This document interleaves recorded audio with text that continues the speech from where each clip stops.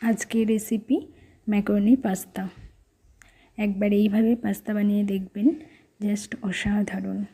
Macaroni pasta বানানোর জন্য আমি এখানে 2 কাপ ম্যাকারনি নিয়েছি।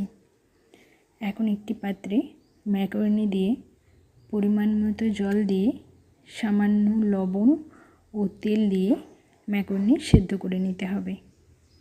ম্যাকারনি সেদ্ধ করার সময় এটাকে অনবরত নাড়তে হবে, না হলে নিচে বসে যাবে। দেখুন ম্যাকারনি সেদ্ধ হয়ে গেছে। এখন এটাকে ছেঁকে নিতে হবে। মোটামুটি 10 মিনিটে ম্যাকারনি সেদ্ধ হয়ে যাবে। এখন 2টো টমেটোকে সেদ্ধ করে পেস্ট বানিয়ে নিতে হবে। টমেটো সেদ্ধ হয়ে গেছে, ছিলকা ছেড়ে আসছে। এগুলোকে জল থেকে তুলে ছিলকা ছাড়িয়ে মিক্সিতে দিয়ে একটা স্মুথ পেস্ট বানিয়ে নিতে হবে।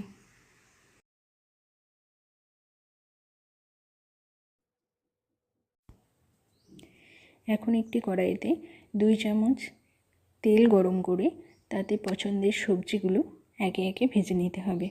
আমি এখানে গাজর, ক্যাপসিকাম ও পেঁয়াজ ছোট ছোট করে কেটে নিয়েছি।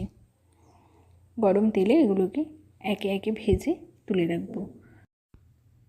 সবজিগুলোকে হালকা করে ভাজতে হবে, ডিপ ফ্রাই করা যাবে না। মোটামুটি 2 মিনিট নেড়ে চেড়ে এগুলোকে তুলে নিতে হবে। সবজি ভাজা হয়ে গেছে, এখন এগুলোকে তুলে সাইডে রেখে দেব এবং একই কড়াইয়ে 1 চামচ তেল গরম করে তাতে 1 চা চামচ কাঁচা লঙ্কা কুচি, 1 চা চামচ আদা কুচি, 1 চা চামচ রসুন কুচি, 1 চা চামচ পেঁয়াজ কুচি দিয়ে হালকা সোনালি হওয়া পর্যন্ত ভেজে নিতে হবে। এবার টমেটো পেস্ট দিয়ে স্বাদ মতো লবণ, 1 চা চামচ লঙ্কা গুঁড়ো, 1 চা চামচ ধনে জিরে গুঁড়ো দিয়ে মশলাটাকে কষিয়ে নিতে হবে।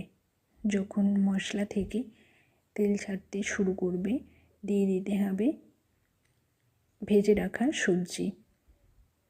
সবজিগুলোকে নেড়ে চেড়ে নিতে হবে যতক্ষণ না সবজিগুলো নরম হয়ে যায়।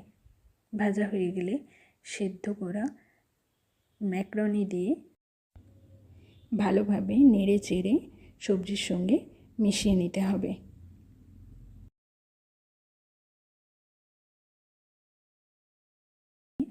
উপর থেকে দিয়ে দিন সয়া সস, টমেটো সস।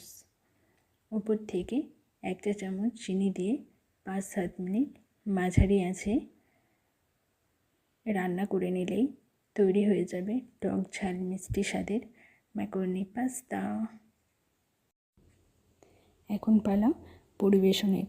দেখুন দেখতে যেমন সুন্দর হয়েছে, খেতেও অসাধারণ।